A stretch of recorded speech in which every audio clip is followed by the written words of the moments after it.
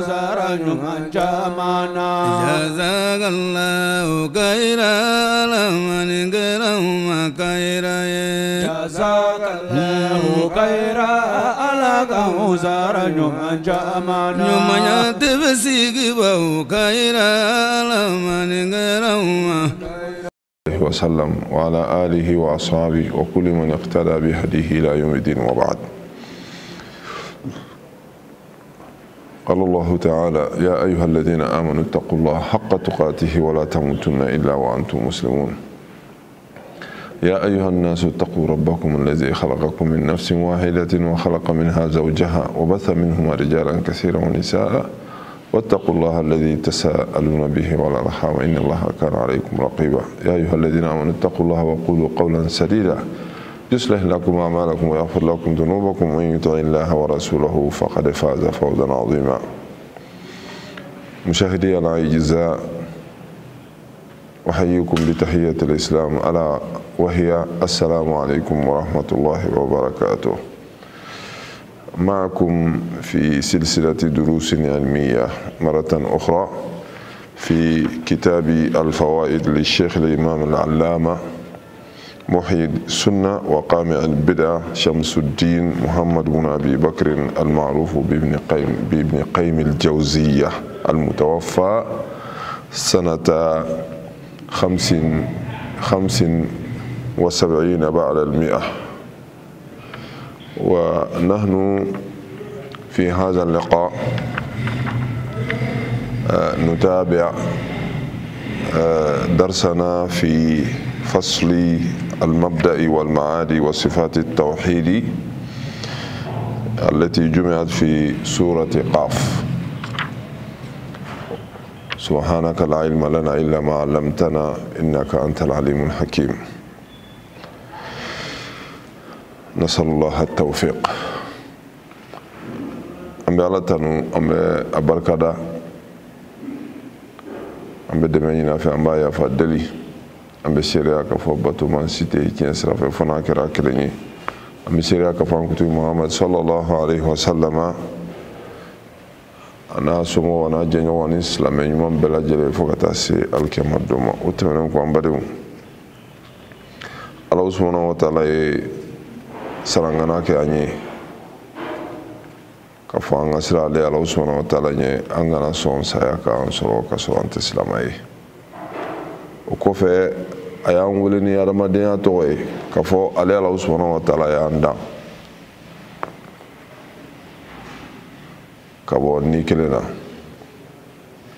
ka ni wara wana munum be ke balma be munum siri nyona an ka sira ala ɲɛ o balimaya sinji juru nin na ka da kan ala bɛ k'an bɛɛ kɔlɔsi. O kɔfɛ a tilala ka sarangana kɛ tuguni ka fɔ a bɛ anw ma minnu ye limaniya jɔnw ye an ka sira ala ɲɛ an ka kuma sababu bɔ an da an ka hɛrɛ kuma bɔ an da n'o kɛra a b'an lihala ɲɛ k'an junubiw yafa. Yarabi ala k'an lihalaw ɲɛ ala k'an junubiw yafa. O hukumu kɔnɔna na an balimaw foli kɔfɛ hali bi an bɛ an ka walada kɔnɔ n'o de ye al-Imam Muhyiddin ibn Qayyim al-Jawziyya a ka kitabu min n'a bɛ fɔ a ma ko al-Fawaid an b'o kitabu waladaw kan. Hali bi an bɛ faslu filanan na n'o de ye al-Mabda wal-Ma'ad وصفات التوحيد التي جمعت في سورة قاف. فصل مي ولا مي ني يابلا داني دامني أني كو كونشة دون نوي لايدو دوي ولولي حرابة جوكمنا أني مامني توحيد دون كويه olu mangutum be cogodi suratul qaf kono Allah subhanahu wa ta'ala ay mun fɔ olu lihalaya kan an ka walada tɛmɛnen na an kumana maa minnu ni olu bɛ da saga kunu maa minnu bɛ olu nakari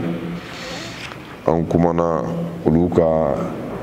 u ka hakili wasu sababuw kan ka tila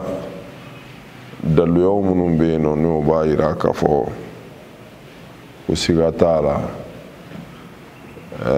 sagakunu ni tiɲɛ don an da sera k'a fɔ maa minnu bɛ sagakunu nakari u hakili wasuli sababuya an ko o ye saba ye a fɔlɔfɔlɔ ye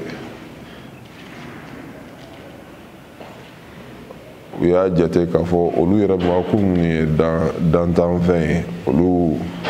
mana sa u farikolo bi tunun cogo min na dugukolo kɔrɔ k'a fɔ k'o bɛ se ka segin ka na a cogo kɔrɔ la o kɛra u hakili wasuwasu sababu fɔlɔfɔlɔ ye a filanan u ka jate la k'a fɔ ko Alahu subahanahu wa taala ka se tɛ boli o fɛn fasugulu seginni na a cogoya kɔrɔ kan a sabanan u y'a jate k'a fɔ o yɛrɛ kuma fɔli k'a fɔ ko ɲɛnamaya bɛ segin kura ye u y'a ye k'a fɔ nafa tɛ o la ni hakili wasuwasu saba o de ye u bila u taara ye k'a fɔ ko hadamaden yɛrɛ danni kalite min filɛ nin ye ko a tɛ se ka ban dugukolo kɔ kan donc i bɛ sa yɔrɔ dɔ la i bɛ taa wuli yɔrɔ dɔ la k'a fɔ k'a bɛ ban pewu o tɛ kɛ kuma tɛ k'a fɔ ko sagakunu bɛna kɛ an dun nana ye Alahu subahanahu wa taala a bɛ se ka sagakunu nin kɛ siga t'o la daluya minnu b'o sɛbɛntiya o daluya lasili ye fɛn belebele saba ye a fɔlɔfɔlɔ Alahu subahanahu wa taala yɛrɛ ka dɔnni dafa dɔnni min bɛ dantanfɛnw bolo o ye fitinin de o de kosɔn a bɛ fɔ a ma ko dɔnni wa ma utitu minal ilmi illa qalila nka Alahu subahanahu wa taala ka dɔnni ye dɔnni dafalen de ye ka d'a kan a ye daluyaw fɔ o la ka mɔgɔw jaabi maa minnu ni nin hakilina delila ka bɔ u la ka tila k'a ka bazi kɛ ka fɔ ale Alahu subahanahu wa taala ale bɛ kodɔn de وضرب لنا مثلا ونسي خلقه قال من يحيي العظام وهي رميم قل يحييها الذي أنشأها أول مرة وهو بكل خلق عليم كوالدي بي دانتان فين بلاجرندو الدنيا دفلن بالا juste فويتا manqué o b'a yira na dɔnni dafa min bɛ Alahu subahanahu wa taala bolo o b'a yira na k'a fɔ ko Alahu subahanahu wa taala bɛ se ka sagakunu kɛ kura ye a filanan o de ye Alahu subahanahu wa taala ka se dafa a y'o daluya fana fɔ ka an bila n'an sɔnna hypothèse dɔ ma siga t'a la i bɛ sɔrɔ hypothèse wɛrɛ ma min b'o jukɔrɔ kɔni ni gɛlɛman sera ka kɛ u b'a bali ko nɔgɔman tɛ se ka kɛ Alahu subahanahu wa taala ko awalaysa alladhi khalaqa as-samawati wal arda biqadirin ala an yakhluqa mislahum masa min ka dɔn se kɔnɔna na a ka se kɔnɔ ka se dafa kɔnɔ a sera ka sankolo belebeleba in dan kelen tɛ fila tɛ ka dugukolo belebeleba in fana dilan se kelen tɛ fila tɛ o bɛ se ka dɛsɛ ka adamaden fitinin dilan ka tila ka segin a ka kura ye o kɔni o ka bon hakili ma wa tuma dɔw b'a fɔ ko dantanfɛnw tɛ fasugu kelen mais hali adamaden yɛrɛ la Alahu subahanahu wa taala ko bala qadirina ala an nusawiya banana y'a ye ko siga t'a la ale Alahu subhanahu wa ta'ala bɛ se ka segin ka dan kura ye a tun bɛ cogo min na ka kɔrɔ.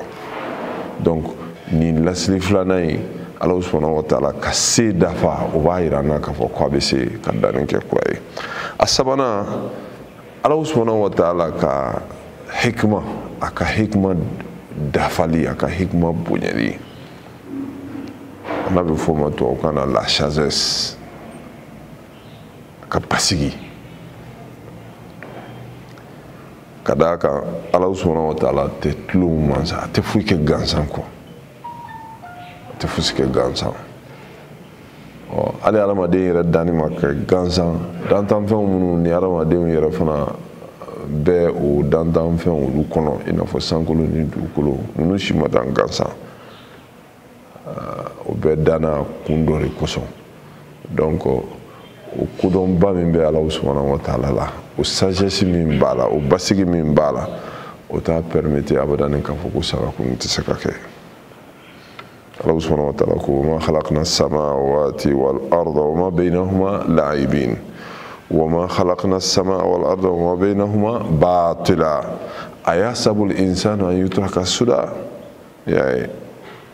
am hasiba alladhina tarahu as-sayyi'ati an najrahum kalladhina amanu wa 'amilu as-salihati sawa'an mahyahum wa matuhum. Ala masangulu dan gansan, masangulu dan tulon kama ani dukula mu dan tulon kama. Adamaden bɛ se k'a jate cogo jumɛn k'ale danna fu, maa minnu bɛ ka juguman kɛ olu bɛ se ka sigi ka a bila u kunna cogo jumɛn ko maa minnu ye ɲuman kɛ o yɔrɔ kelen na o waati kelen na k'a fɔ u bɛɛ lajɛlen sara bɛ se ka kɛ kelen ye. Ala kala ko in sara bɛna kɛ, sara bɛna kɛ, o sara bɛna kɛ don min na o don de ye sagakunu don ye. Sinon ka Ala ka hikma ka bon cogo min na a tɛ se ka ɲa cogo si la, ɲumankɛla ka to yen a ka sarama d'a ma, jugumankɛla fana ka to yen a ka sarama d'a ma la. O sara maa dama n'a bɛ kɛ a dun tɛna kɛ fo sagakunu don, o b'a wajibiya k'a fɔ ko Alahu subhanahu wa ta'ala a bɛ se ka nin ko ninnu ka u segin kura ye ka kɛ. An ka walanda tɛmɛnen na an jɔra nin yɔrɔ in de la k'a ye k'a fɔ hakili sɔnnen don a ma, sariya kumaw n'o ye kuranɛ ni hadisaw ye olu fana sɔnna a ma k'a fɔ Alahu subhanahu wa ta'ala ye mansa min ye, mansa dafalen don a tɔgɔw la a n'a mangutiw na a n'a ka kɛwalew la. N'o ye tiɲɛ ye ko sen jɛlen o bolo jɛlen, o b'a wajibiya k'a fɔ fɛn fɛn n'o bɛ se ka Alahu subhanahu wa ta'ala ka nagasi se a ma walima ka dɔgɔyama s'a ma walima ka lebu s'a ma, o mankutu ninnu na an k'an k'o yɔrɔ majanya Alahu subhanahu wa ta'ala la. Donc a ka dɔnni a n'a ka se ani a ka hikma bonya ka ko kɛli kun kan madama o bɛɛ ye tiɲɛ ye. Donc o b'a wajibiya an ka da la k'a fɔ ko sagakunu fana bɛ yen, surtout que a kumakanw fana b'o sɛmɛntiya. An jɔra o yɔrɔ in de la an ka walanda tɛmɛnen na. Bi Alahu subhanahu wa ta'ala ye mun fɔ maaw lihalaya kan nin sura in na, suratu Qafu nin kɔnɔ, maa minnu b'a la ka sagakunu o nakari. Qala al-mu'allif rahimahullah ثم أخبر سبحانه أن المنكرين لذلك لما كذبوا بالحق اختلط عليهم أمرهم. كفى الله سبحانه وتعالى أي أنكنا فني كفو ما من بك سكاكون نكري تنتو تمامنا وينغالون تشينغالون تيجيا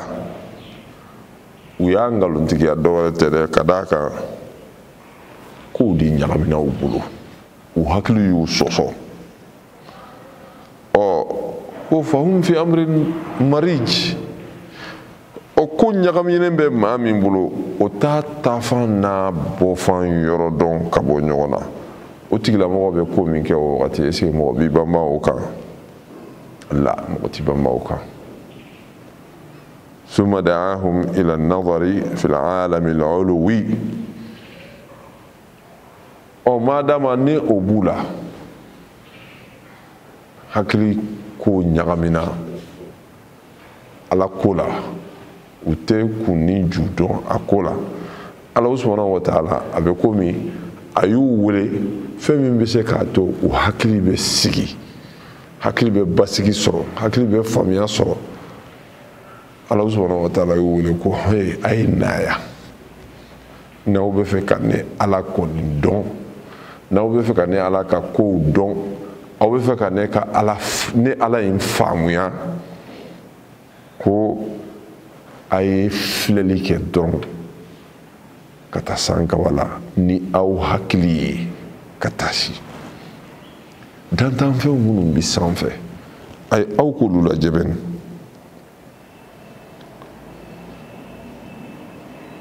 ثم دعاهم إلى النظر في العالم العلوي وبنائه وارتفاعه واستوائه وحسنه والتئامه أكو موقع سانكبا فيوناجي دانتان فيون من باكونو cogo min na ala subhanahu wa ta'ala y'a dan k'a bila sanfɛ a dan cogo yɛrɛ bɛɛ ɲɛ b'a la siporo t'a kɔrɔ o ye kabakoba ye dɛ o dɔrɔn tɛ a janya hakɛ min bɛ adamaden na o furancɛ ka jan kojugu i bɛ san 500 taama kɛ i bɛ so bolili hakɛ cogoya la san 500 i ma se sankaba fɔlɔ ma an b'o de kɔnɔ ka b'o fana na ka taga filanan na o fana furancɛ ka jan ka b'o la ka taa sabanan na o fana furancɛ ka jan e k'a lajɛ dɔrɔn mansa min ye nin dantanfɛn in dan ka an ɲɛ b'a la koyi mɛ o bɛna taa yɔrɔ ka jan na a dalakɛɲɛlen don a cɛ ka ɲi u kɛlen bɛ ka ɲɔgɔn minɛ cogo min na c'est-à-dire o y'a dama harmonie dɔ ye min ka kan ka faamuya dɔ di hakili ma k'a fɔ ala subhanahu wa ta'ala a bɛ se ko la a ye ka sankolo lajɛ wagati dɔ bɛ na a jɛlen pas wagati dɔ bɛ na a bɛ fin ka sin ka ji bɔ a bɛ tila ka na wagati wɛrɛ a bɛ jɛ o yɛlɛma min b'a la ka kɛ nin ye est ce que a bɛ se ka k'a yɛrɛ ma gansan a bɛ bɔ cogoya dɔ la ka taa cogoya dɔ la ka tila ka segin ka na a cogo kɔrɔ la est ce que nin t'a yira i la k'a fɔ ko o ala ye a bɛ se ka saga kunun kɛ bala o b'a yira n na k'a fɔ ko ala bɛ se ka saga kunun kɛ o b'a to i hakili bɛ segin a cogo kɔrɔ la pour que ka faamuya kɛ k'a fɔ ko ala bɛ yen a bɛ se ko la dɔɔni tigi don summa ila al-alami sufli wa huwa al-ard ko kɔfɛ n'i ye faamuya sɔrɔ o la i ye nafa sɔrɔ o la sankaba filɛli la pour que ka se ka ala ye i bɛ dugukolo min fana kan dantanfɛnw minnu b'o kan e k'o fana lajɛ bɛ nin ni filɛli taasi filɛli ye wa kayfa basataha wa hayya'aha bil bast lima yuradu minha e k'a lajɛ ala subhanahu wa ta'ala ye dugukolo fɛnsɛn cogo min na k'a kɛ a dafalen don ka kuluw sigi a yɔrɔ dɔw la k'o kɛ i n'a fɔ bɔlɔ a bɔlɔ rawasiya nka a plupart bɛɛ lajɛlen i b'a sɔrɔ a dafalen don ka kɛ fɛn tilennen ye adamaden bɛ se ka taama kan cogo min na k'a sɔrɔ a ma bali a laɲini na wasabbataha bil jibal a ye dugukolo nin fana an y'a fɔ cogo min na a y'a pempe ni kuluw ye wa awda'a fiha al manafi'a ka adamaden yɛrɛ nafama fɛnw k'olu bɛɛ lajɛlen bila dugukolo nin sanfɛ wa anbata fiha min kulli sinfin hasanin min asnafi nabat falefɛn suguya bɛɛ ala subhanahu wa ta'ala y'a bɛɛ nɔgɔya adamaden ma a bɛɛ bɛ falen dugukolo in na ala ikhtilafi ashkalihi wa alwanihi u cogoyaw u fɔfɔlen bɛ ɲɔgɔn kɔ dɔw bɛɛ lajɛlen kunnama tɛ tɛmɛ 12 cm 20 cm kan dɔw b'a la i bɛ taa sɔrɔ o bɛ mètre 1 ɲɔgɔn dɔw bɛ i bɛ taa sɔrɔ fo 2 mètres i bɛ dɔw sɔrɔ yɛrɛ o bɛ taa adamaden kunkolo yɛrɛ sanfɛ 10 mètres 11 mètres a bɛɛ ye falenfɛnw ye minnu bɛ adamaden nafa u sakulu tɛ kelen dɔw ye nugujumaw ye dɔw ye bilenmanw ye dɔw ye nɛrɛmugumaw ye dɔw ye finman ye wa hakaza falenfɛn sugu bɛɛ Ala subhanahu wa ta'ala y'a bɛɛ nɔgɔya adamaden ye a b'a yɛrɛ nafa ni minnu ye wa maqadirihi wa manafihi wa sifatihi wa bɛɛ n'a a cogoya hakɛ cogoya wa bɛɛ n'a nafa a bɛɛ n'a mankutu dɔw ye u bɛ dumuni di adamaden ma dɔw bɛ suma di y'a ye dɔw bɛ oxygène di an ma dɔw bɛ den di an ma an bɛ balo a la wa a bɛɛ lajɛlen n'a nafa a bɛɛ n'a mankutu fana u bɛ dumunifɛnw minnu di an ma tuma dɔ i bɛ taa sɔrɔ a dɔw ka timi i b'a sɔrɔ a dɔw ka kunna wa hakaza wa alumajara dɔw basilen don dɔw basilen tɛ wa hakaza a bɛɛ n'a nafa dɔ fana ye adamaden ka farikolo la a bɛɛ bɛ don adamaden fana ka besoin kɔnɔ an balimaw wa anna dhalika tabsiratun idha ta'amalaha al-abdu al-munibu wa tabassara biha an balimaw ninnu fɛn minnu fɔlen filɛ nin ye sankaba taw dantanfɛnw dugukolo taw dantanfɛnw ni adamaden y'i sigi k'i tasi nin bɛɛ la ko a hakili ka o tasili o bɛna to a bɛ Ala subhanahu wa ta'ala ye i n'a fɔ bagangɛnɛ in y'a fɔ cogo min na doctoratigiw ma ko cogo min na ɲaamɛ senɔ misi senɔ saga senɔ ba senɔ o b'a yira ko ɲaamɛ tɛmɛna yan o b'a yira ko misi tɛmɛna yan o b'a yira k'a fɔ saga tɛmɛna yan o b'a yira k'a fɔ ba tɛmɛna yan o b'o yira cogo min na ko bɛ yen dɛ wa nin sankolo minnu filɛ nin ye n'a bɛ kan ka boucher a ma jɔ hali bi nin dugukolo minnu filɛ nin ye a bɛ kan ka adamaden nafa a ma jɔ hali bi o b'a yira k'a fɔ ko dɔ de bɛ yen min bɛ kan ka nin ko ninnu kɛ o min bɛ kan ka o kɛ a b'a taga ni ka segin o b'a yira k'a fɔ k'o bɛ se ka saya kɛ cogo min na ka ɲɛsin nimafɛn ma a bɛ se ka nimafɛn fana lakunu ka segin ɲɛnamaya la tuguni a salen kɔfɛ تذكر ما دلت عليه مما أخبرت به تذكر ما دلت عليه مما أخبرت به الرسل من التوحيد والوعاد وأرمى هكذا باي أبا فهموا كفو ألنيت ودو إيرما تيجون منو نولو بورا الله سبحانه وتعالى فإني أكما كاي كان فينا كو الله أبي تانتو wa Ala subhanahu wa ta'ala a kelen don ale de bɛ ka nin bɛɛ kɛ wa Ala subhanahu wa ta'ala k'a bɛ sa ka kunun fana kɛ o b'a to i bɛ kan ka nin minnu ye i ka tiɲɛtigiya k'a fɔ ko Ala subhanahu wa ta'ala tiɲɛ don a bɛ yen wa a bɛ se ka nin ko ninnu kɛ fannaziru fiha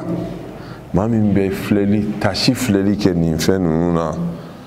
yatabassaru awwalan ko tigilamɔgɔ a ɲɛ b'a ye fɔlɔ suma yatazakkaru saniyan a bɛ tasi filɛli nin kɔfɛ wa inna hadha la yahsulu illa li abdin munibin ila Allahi bi qalbihi wa jawarihi adamaden min bɛ filɛli kɛ ni dɔɔni filɛli ka tila ka filɛli ka kɛ ni tasili ye o tigilamɔgɔ o bɛ nafa dɔ se o tigilamɔgɔ dusukun ma parce que hakili bɛna fɔ dusukun ye ne ye tiɲɛ dɔ ye nin ko in na wa ko n'i y'o ye hadamaden o hadamaden na k'o tigilamɔgɔ o ye ala jɔn ɲuman ye min bɛ kɔmasegin dɔn ala subhanahu wa ta'ala ma a ka fili la sabu a dusukun bɛna taa laban ka fɛn min de tiɲɛtigiya n'o ye ala subhanahu wa ta'ala kelenya ye a dusukun bɛna laban ka fɛn min tiɲɛtigiya n'o ye ala subhanahu wa ta'ala ka se ye ka kow kɛ ka tila ka segin a kan o b'a to o tigilamɔgɔ farikolo in bɛɛ bɛ kolo o ala ye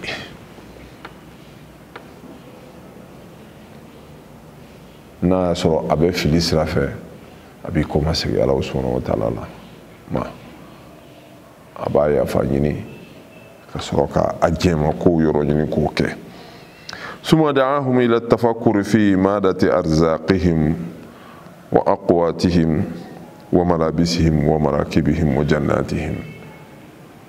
ni suran kelen in kɔnɔ ni tawhid sabatira ni limaniya saga kunu na o sabatira dusukun na Allah subhanahu wa ta'ala a y'a dɔn sisan k'a fɔ o adamaden masina labɛnna ale Allah subhanahu wa ta'ala a dɔnni ni a batoli kama a ye a bila hakili in dayɛlɛlen kɔfɛ k'a ka miiri a k'i miiri jani adamaden bɛ miiri i b'i yɛrɛ nafa n'i tɛ miiri i t'i yɛrɛ nafa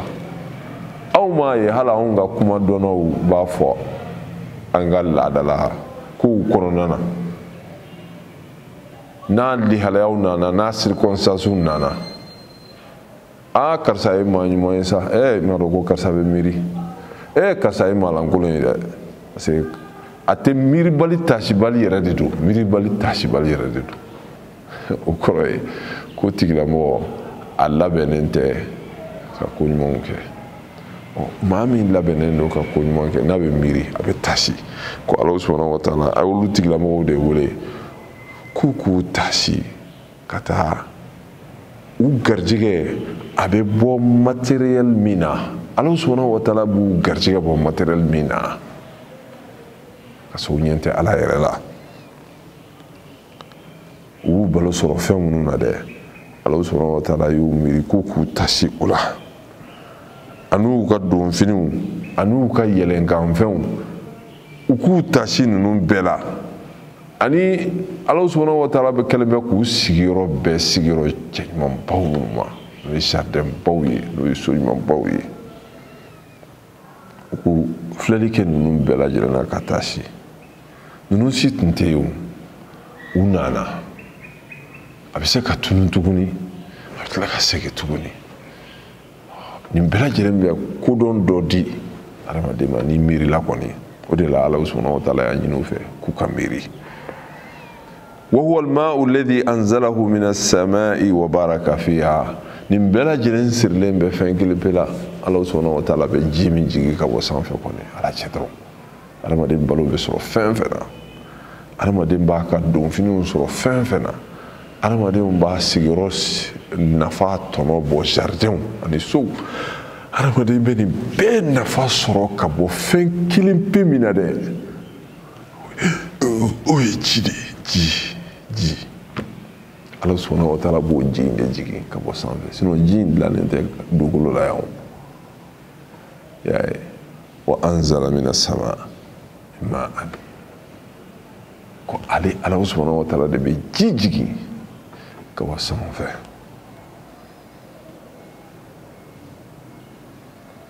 bali a b'a fɔ yɛrɛ afara'aytumul ma'a alladhi تشربون أأنتم أنزلتموه من المزن أم نحن المنزلون ujiwo ala kelen de y'a natiw ale de y'a jigin ji bɛ bɔ yɔrɔ min na ko ale de y'a jigin wa ou bien maa minnu bɛ ka ala ko nakari olu de ye ji in jigin o de b'a yira na k'a fɔ ko ji in tɛ dugukolo fɛn ye ko ani dugukolo dilanna ɲɔgɔn fɛ ko a bɛ yan ten natire hali n'o kɛra Ala subhanahu wa ta'ala de y'o kɛ nka ji lasiri kɔni bɔra de sanfɛ ka jigin wala sanfɛ de ka jigin jɔn de b'a jigin Ala de b'a jigin wa walima olu minnu bɛ ka ala ko nakari donc i ɲɛ bɛ hɛrɛ o hɛrɛ la dugukolo kɔ kan a bɛɛ lajɛlen lasili ye fɛn kelen pe a bɛɛ lajɛlen lasili matériel fɛn fɛn bɛ dugukolo kɔ kan a bɛɛ lajɛlen lasili ye ji ye wa o ji ni Ala subhanahu wa taala de b'a jigin ka nin barika don a la n'a ye barika don ji la i b'a ye nin fɛn bɛɛ lajɛlen bɛ bɔ a kɔnɔ minnu bɛ adamaden nafa a donfiniw a balo a sigiyɔrɔ o hakaza ka taale o de la hali adamaden yɛrɛ ni Ala subhanahu wa taala ye barika don i la i ka ko bɛ ɲɛ o de la i m'a ye n'an bɛ furu kɛ don min na n'an ye den sɔrɔ don min na dɔw la sɔn hɛrɛ ma k'a bɛ kɛ den ye o de ye barika ye y'a ye barakallahu fil mawhubi lak wa shakarta alwahib wa balagha ashuddahu warzuqta birrah nin de Ala kira ka dɔw ye den na n'a sɔrɔla ko Ala ka barika don a y'i sɔn fɛn min na e yɛrɛ fana k'a sɔn min kɛbaga min ye nin d'i ma i yɛrɛ ka o wale ɲuman dɔn min sɔrɔla nin ye Ala k'a jɔ a kolo la fo k'a to a ka ko dɔn k'i yɛrɛ fana garijɛgɛ a k'i ladon ka ɲɛ y'a ye mais den bɛ tɛmɛ o la don min na a bɛna kɔrɔbaya f'a fana a bɛna muso furu ka tila ko tugun adamaden bɛ hɛrɛ fɛn fɛn sɔrɔ dugukolo ko kan n'a ka ɲɛnamaya sirilen b'o fana na o fana ye ji de ye ni Ala subhanahu wa taala b'a jigin adamaden yɛrɛ bakun kabini a dennama fo ka taa sa ko k'o bɛ na a ka ɲɛnamaya kɔnɔ n'a haju bɛ s'a ma a bɛɛ lajɛlen lasili ye o ko in ye ni Ala ye barika don a la yarabi Ala ka barika don an ka ko la adamaden si barika o de ye si janya ye ko ɲuman na Alakira y'o sɔrɔ fɔ khairukum man tala umruhu wa hasuna amaluhu o de ye barika donnen a la k'aw lasɔn hɛrɛ ma o dɔ de ye maa min ye sijan sɔrɔ sijan in kɛra baara ɲuman na o de ye barika donnen si la n'i ye sijan sɔrɔ e ma baara ɲuman k'a kɔnɔ o kɔrɔ ye ko barika tɛ si la adamaden barika de ye a bɛ ko min kɛ ni nafa b'a la ne sigilen filɛ nin ye aw ɲɛkɔrɔ nin pour que aw ka ne ye mansin dɔ de b'a baara kɛ o ni Ala ye barika don o mansin na o de b'a to i bɛ ne kumakan mɛn i bɛ n ye i bɛ n kumakan faamu o de y'a barika ye o de y'a barika ye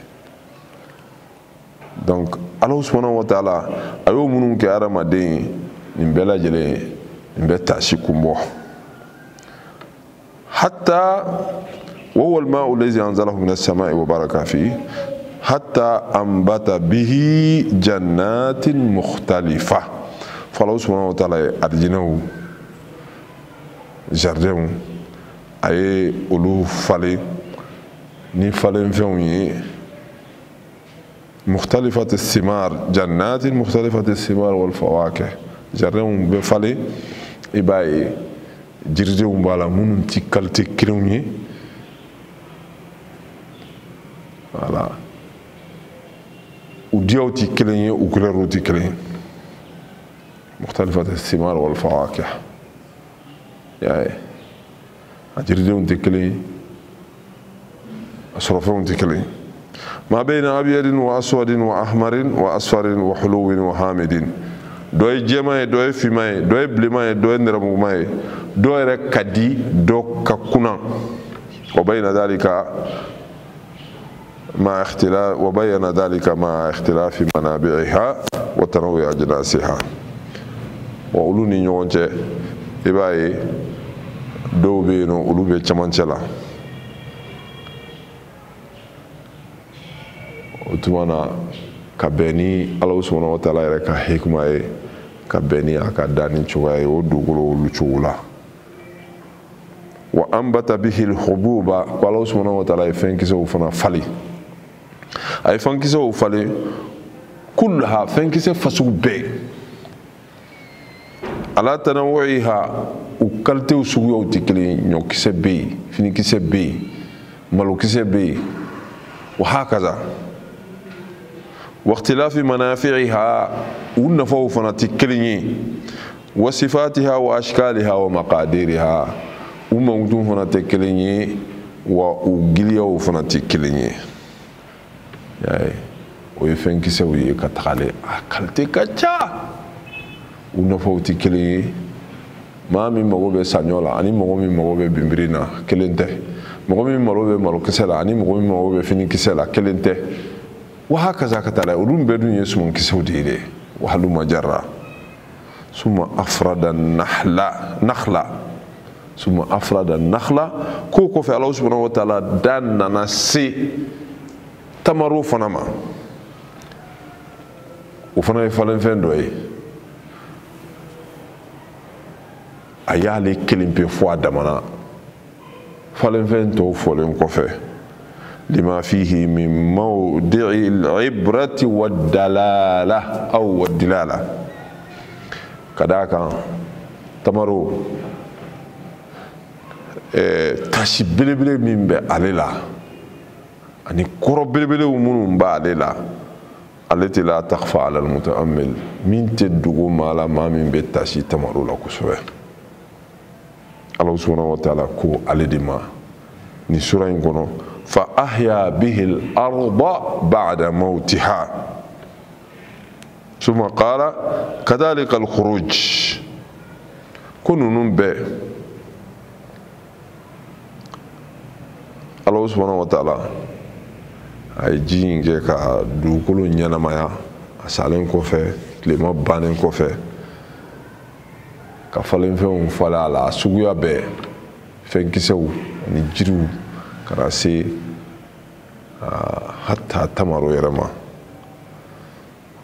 tamaro fitinin bɛ kɛ a bɛ laban a bɛna kɔrɔbaya dɔɔni a bɛ janya ka taa se degré ma degré min bɛ bonya i hakili ma a ka jan cogo min na a nafa fana bɛ janya o cogo la o cogoya kelen fana na si fana ka jan o cogoya kelen fana na a bɛ den di ma den minnu tuma dɔ a denw dɔw ka dɔgɔ a bɛ den dɔw sɔrɔ a ka jan a ka bon a ka timi n'i y'a dɔn a t'i tɔɔrɔ ni fosi ye sukaro ka timi ɲa min ma ni sukaro b'a la tamaro ka di cogo min na ni sukaro b'a la hali diabète bɛ maga min na i bɛ se k'ale dun ka sɔrɔ a m'i tɔɔrɔ n'i ma a dama tɛmɛ ka d'a kan Ala subhanahu wa ta'ala ye hikmaba min k'a la masa min sera ka ninnu bɛɛ lajɛlen falen dugukolo salen kɔ la ka dugukolo ɲɛnamaya ni olu ye ka tila n ko tuguni k'olu sa ka tila k'u ɲɛnamaya tuguni ko yali o masa masina a bɛ se ka dɛsɛ ka lakununi kɛ tuguni wa kadhalika al-khuruj masa min sera ka nin bɛɛ lajɛlen kɛ siga t'a la a bɛ se ka adamadenw segi kura ye ay misla hadha al-ikhraj min al-ardi الفواكه والثمار والأقوات والحبوب قال سبحانه وتعالى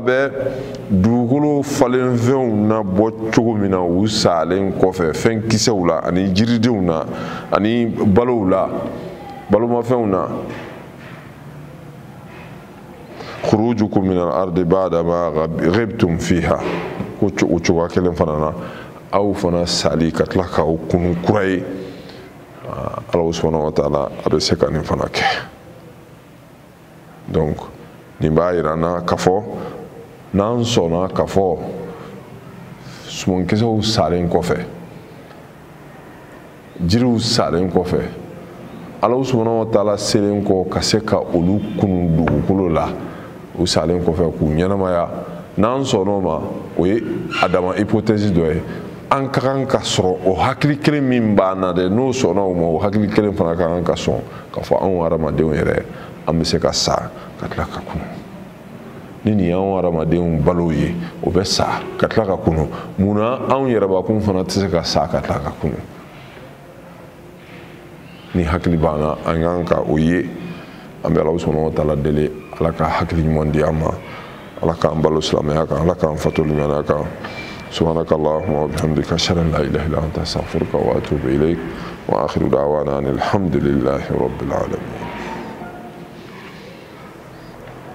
nyungan jamana jazakallahu khairan alaman geram